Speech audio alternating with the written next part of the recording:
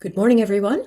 Today is Friday, January the 24th, and this is the Moneyball Morning Report for the Benzinga Pro platform. My apologies about missing on Wednesday. My husband did have a heart attack. We are trending upward, and things are going very well for him, and they are also trending up for the market. So let's have a look. And for those of you that are saying, oh, why is she here? I get a lot of peace out of studying the charts, and I know the Lord's got this. My faith is strong that no matter what, he's got it. And so that does give me peace. So here we go. Pullbacks are buy zones, right? Last time we were together, that was Wednesday. The dip, very shallow, crested into the high, pulled back. Look at what has been happening. If you want to stare this down and be a little patient, what we notice is that the day before has been a great place to say, hey, if I get up above that 50% range, my chart is still going to be bullish. If I'm there below it, I need to wait until it gets back above it. And then I'll be able to trend to the north. So let's do that with yesterday's candlestick, which is almost the same size, just a wee bit, no, actually, yeah, almost the same size. Right? So pullbacks into 61.27. Ideally, I like the close of the prior day, which would be 61.20 in the E-mini S&Ps. That's going to give us a nice bounce event for the price action if it's going to continue north. If it's not going to continue north, we really need to be careful about hanging on to along there. All right? Once it recovers, you've got yourself price action to the north. It's the retest of 61.50, and then the next line in the sand I see is 61.85. If we go to the hourly chart, there are some of us that I am noticing, and what I want to do is change this for a sec. Let's change the stroke on that so we can see the little one is different to the very big wave that we are measuring. And so here's what we're looking at. What I notice some traders do is they look at this motion and they go, oh, it's trending downward. Always remember, big time frames are going to matter more than the short ones. So when a chart rotates down, it's going to rotate into support action first. Then it's going to make a decision, right? The traders are going to come in there. Some of the sellers are going to go, you know what? I want to shove this down. Buyers are going to go, I want to lift this up. And whoever wins, that's where we follow. And what we know is that if we're above upward sloping moving averages, that means we've got buying pressure, right? Here we have momentum that's down, but look at the slope of motion. It's telling us that that downward momentum is simply rotating into the support zones that we've established that used to be old resistance. All right? Keep your eyes on the big picture when you are doing multiple time frame analysis. Okay? Big picture matters. All right, let's go to the daily. Here we are taking a look at the NQs. A little bit more sideways. Really got to punch up from the price action with Netflix. We've got 22,020 this is the third day we're dancing around this zone. The third day. We are getting ready for another break. That break might be Apple earnings. It might be, I don't know, what it might be Tesla earnings? I don't know who's next. It might literally, I don't know. But I will be seeking that out today as my brain has become less frazzled. So let's take a peek. We're going to do the same thing. We had an inside candlestick yesterday. So the range that I want to measure is still this candle the day before, and that is Wednesday. So let's do Fibonacci. We're going to look at the, oh, for heaven's sakes. We're going to look at the upside motion, because what we want to stare down is, can I hold the floor of this 50% rotation? If you can't, it's going to a deeper support action, which looks like 21,800. But if it does come in to this 21,925, and it begins to build structure, meaning it starts holding a range and building higher lows, it is going to move up into 21,152 and then 22,294 in its natural path. All right. Notice the Keltner bands are a little bit sideways. So what this tells me is pullbacks are buy zones, but into resistance. So we clip our profit in half and we allow a trail to go up onto the range that is higher. If we lose this 50%, we are going to stair step down, value area high, starting with the congestion area about 21,800, down to 21,733, and then we'll be back inside of this candle breakaway, which might be the one for us to look at for a 50% rotation there, and that will give us 21,579. Right? Now, listen, 50% is not a fib number. It's simply not. What it is, however, is a very clear line that allows the traders to go, you know what, if I'm under there, I'm not trying to buy dips. I'm waiting until I collapse into the bottom of that range, and then I will see what the buying pressure is giving me. This momentum event, very high, and so notice when we get very high, we have a tendency to retrace candlestick formations and then do a rotation or an expansion. We don't know which one, so we have to wait for the chart to tell us, and then we move. Wow, that looks so noisy. Mercy. Okay, what are we looking at? Midline in the rotation for the NQ. Again, pullbacks or buy zones. Looking for that halfway spot. Is this? Oopsie. Let me move this out of the way. We're looking for the halfway range of yesterday's motion, right? Which is very near value area high with a pit stop at 21,970. Okay, that really is going to be that support zone. Okay, so let's go to the YM.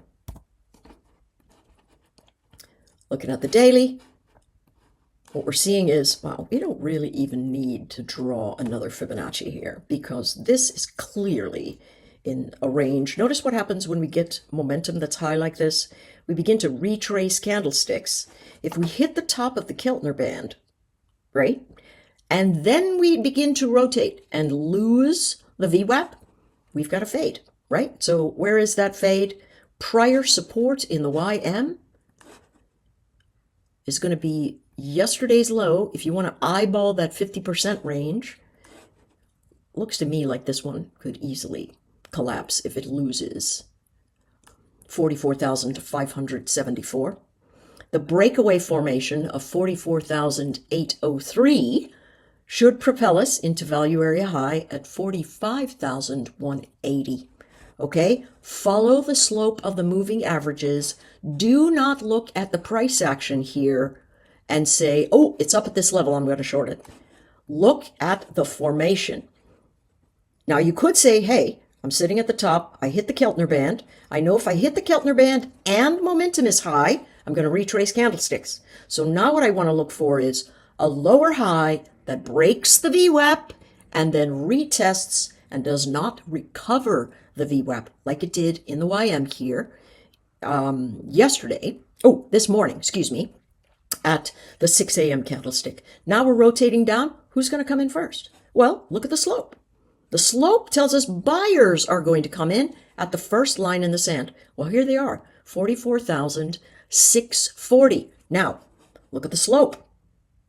Every time we come into this area where we've got negative momentum and positive slope, we have a retrace of candlesticks.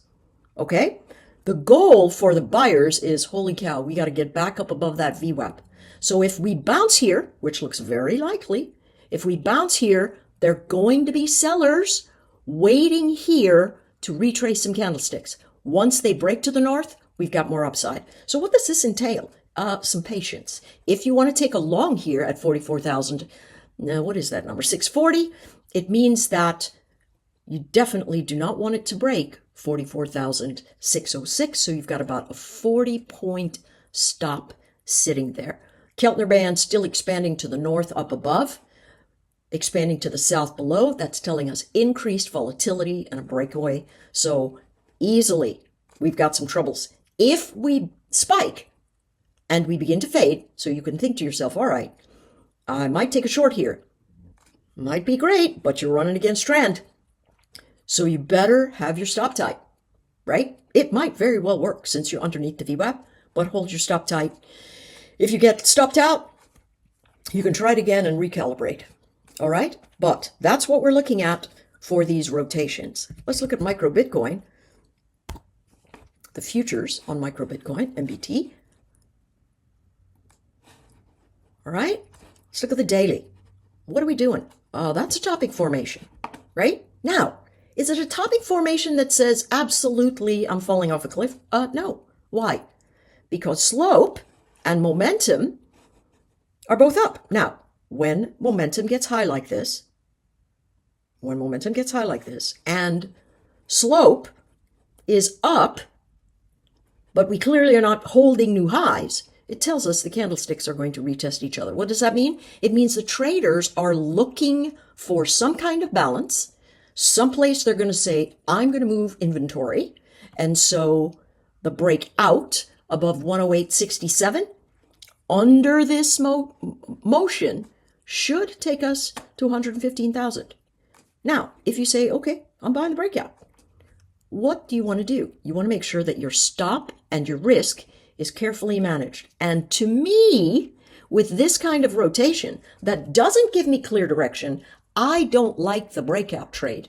I like the breakout that pulls back into congested motion and then rotates higher. What number is that? I like 103,000. And we've been staring at that number to hold for 1, 2, 3, 4, 5, 6 days. Okay? Now, we've got two inside candlesticks relative to this one. So this is the Fibonacci I'm going to draw this on. And we're going to see if it's holding the 50% or if it's having some trouble. Well, yesterday and the day before, it had some trouble. Now, it's begun to hold here. But get this, folks. If we don't get up over 107,300, there's a problem. Sellers are sitting up there. I like the pullback into buy zones and selling at the top of the range in this kind of structure. Okay, notice when we sit very high on the momentum and we're sitting very high in trend, candlesticks have these higher lows, right? Once we move away from that trend and start testing old resistance that comes up as new support and momentum dips a little, we're going to have these sideways formations. Retracing candlesticks. Trend is still telling us the dip is the buy zone. Momentum is down, but trend is always master and commander. Please remember that no matter what your time frame, stare at these bigger pictures so that you can understand what is happening with inventory. Okay? Supremely important. Let's go to oil. I've been listening to much of the rhetoric, but I did hear that, hey, we're trying to get prices down on oil. Now remember, with this current administration, every time he hits the podium, he can move the markets. Mostly every time anybody in any administration can move the market, but this one particularly, okay? So a couple of days back, he started talking about it, but hold on. What did we talk about almost a week and a half ago from trading days perspective? We talked about this 80 level being a frame out of resistance. And if we failed, notice, here's the thing. What always happens when we're rotating? Notice we're walking up the Keltner. So momentum is high. We're walking up that Keltner. We know the dips are buys, shallow dips are buys all the time. Now, we get to the level. That's the most important thing. Ooh, it got to the price. Now I got to trim some gains up here. If I want to buy it back, I've got to have a rotation that tells me I can. Otherwise, if my momentum is down and my VWAP is down on that weekly formation, my bounces are going to be sell zones. And so what it's been doing is retracing this entire range. And we're going to have to find it on a weekly candlestick formation. Take a look. Big, wide price action event. I'm going to draw this wave first. Wow, I'm so sorry this is so long. I just wanted to make sure that I didn't leave you in the lurch. I just wanted you to see what I'm seeing right here. Now notice, this is the weekly formation. This is the 50% rotation. What have we done the entire time? Up, hold it for a little, fail, hold it for a little, fail. Now we're not even holding it for a little. Tested it, failed, huge basing here. Tested it again. We're in a failure formation. But where is the support structure? It's sitting right here at 72. So my thought is it's got $3 more to come back down before we've got ourselves a little bit of a buy formation. What if I'm wrong? What's going to happen? Well, here's the thing. We've got big motion, right? We had an inside candlestick here that broke away, and now we are testing the lower edge. We're sitting right on top of the VWAP for this range. Look what happened the last few times. Buy all of them, buying on the bottom, buying on the bottom, buying on the bottom. So that number, 73. They're trying to front run it. Look at this. Momentum down, VWAP down, moving average up, Keltner band up. So it goes into the deepest moving average, which coincides with this congestion, and then it begins to bounce. So buyers trying to get it up over 76. I say we let them. We let them. If we chase it, we can. 75. What is your stop? 74. That's $1. That's a big. Remember, it's $10 a penny in this chart. So you might want to use the micro oil if you want to trade this, but take a look on the hourly chart. Momentum very high. We know on the hourly chart when momentum gets high and we've got this kind of whatever price action, we're not trending nicely. What ends up happening is it spikes to the north and then rotates right over. Candlesticks, look at them beginning to retrace each other. Absolutely collapses under the moving averages, bounces. I'm going to use this candle to measure the rotation because most all of price action is sitting inside of this one candlestick. And lo and behold, look at what we're battling against. That $75 area, which is also 50% of the range of this candlestick. My thought, spikes, probably going to be sell zones, but it becomes complicated because the moving averages are sitting up to the north. So if it spikes, yes, you can short 75.28, stop, I don't know, 75.40. If it cannot lose that new congestion zone at around 74.70, this chart has got more upside. Momentum, Keltner band, sideways. I think it's a chop fest in here. It could go as high as the point of control at 75.58 and then rotate all the way back down into 74.40 until it resolves. Wow, I'm talking a long time. Just fast forward to what you need. Let's go to the daily. Look at this thing. Kaboom, right? Gold rotation. I told you. Gold is going to continue to move up. Doesn't matter what else is going on. Because our fiat currencies across the world are collapsing under absolutely ridiculous central bank policies. Okay? Our paper money is becoming worthless, and the central banks have to boost their holdings of gold so as to boost how strong their fiat currencies actually are. All right? This is my supposition. You could talk to 1,000 guys with a lot more letters behind their name that might say something completely different. This is just what I think. Here's where we're going. I suspect we're headed back to 2,800. Notice how long this bullish momentum has been sitting here. Very long. We haven't even touched the top of the Keltner band. Look at what normally happens. See, momentum here, up, up, up, up, up, jam into the Keltner band, and then the rotation. We have not done that. I suspect that's what we're into next. Okay? That's what we're into next. Notice, this candlestick here is the last real breakaway candlestick. Look at this Fibonacci. See the 50% range? Holds as 2740. That gave it to us yesterday. Bounce action, we talked about 2740 forever. That should be a nice floor of support. It's the 50% pullback into the range. We buy it, and now we're in range expansion mode. Okay? So what does that give us eventually? 2837. Could be a couple of other things, but that's what we're staring down. Hourly chart, nice climb. Again, look at momentum. Look at how long momentum holds here to the upward area. That's why we don't like to use these words overbought, because we're only overbought until people stop buying. Okay, and then we're overbought because nobody's buying again. What have we got? Upward moving averages, upward Keltner band, upward price action, breakaway formation at 27.80. 27.80. So 27.94, 28.01, 28.18 on the horizon, but the big spike into the Keltner band, which should be at around 2800, should give us a little rotation so we're able to buy at cheaper levels. Liquidity all the way down to 27.74, so a big jolt in price, very likely to give us our next leg upward. Okay? SPY.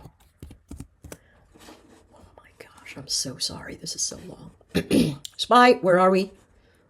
Upward momentum, upward slope. Having a tough time with new highs, but guess what? Doesn't necessarily mean that we've got a rotation. Now it could mean we have a rotation. So what do we want to do? Well, this candle, outside candlestick, I say we measure it and look for the halfback. If we lose the halfback, we've got more problems. All right, so what is that halfback? Looks to me like 607.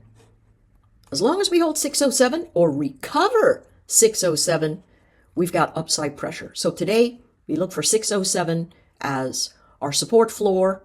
If it doesn't hold, very likely 604, and then 602, and then 598. Intraday, what are we seeing? Upward pressure, but we've got a little bit of a rotation. This is a crossover event. Can't see very well, but it is a crossover event. And so what are we doing? We've collected all this inventory, so we're going to sell it, right? We're going to have a liquidation event that brings us into 607. And that's the number we're talking about, right? We're looking for the pullback into liquidity where the price action can move to the north again.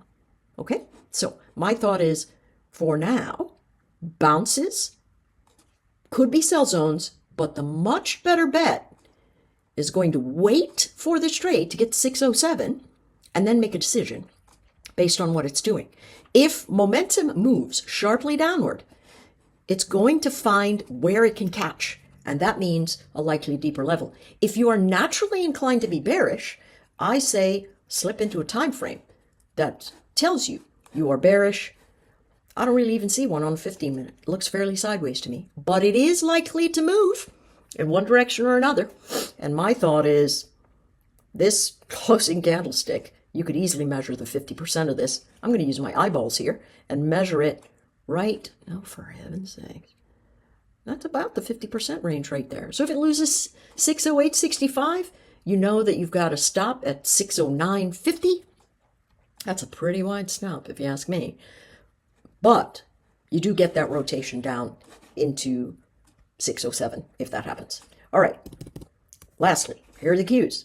Let's go to the dailies. Looks a little sideways, but what do we have? Higher lows. Tested a higher high, and these two candles are inside of this day. So here's the break we're looking for. Can we hold? Oh, for heaven's sakes. Here we go. Can we hold the 50% marker of this candle? If we break out 533, 539, if we lose that 50% range, we have to step aside and let the buyers that are bigger find the floor. Otherwise, we could try the failed bounce on a short. That could be a little sticky. I'd wait for some other kind of topping formation. We're sort of in the middle of the band. Keltner bands are a little sideways. Look at this. See this steep here? I don't like the shorts here for now, unless it blows off to the top of the Keltner band. This thing stays savagely higher, and then it begins to rotate off, just like this, right? Rotates off, but right now, we got nothing but blue skies above us. Dips are buys, my friends. It's going to be hard to short in this kind of environment. However, if you're into it, you can always take the failed retest of the 50% area of that candlestick.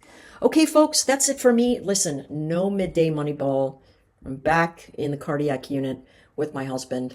I do have a great trade in Apple that I want to share with you, but I'll put that in the Benzinga Pro platform. But their earnings don't come out until the 30th, so we have time. But it's really, I really like this trade. I've been studying it quite a bit. All right, take care, everyone, and I'll see you on Monday, Lord willing.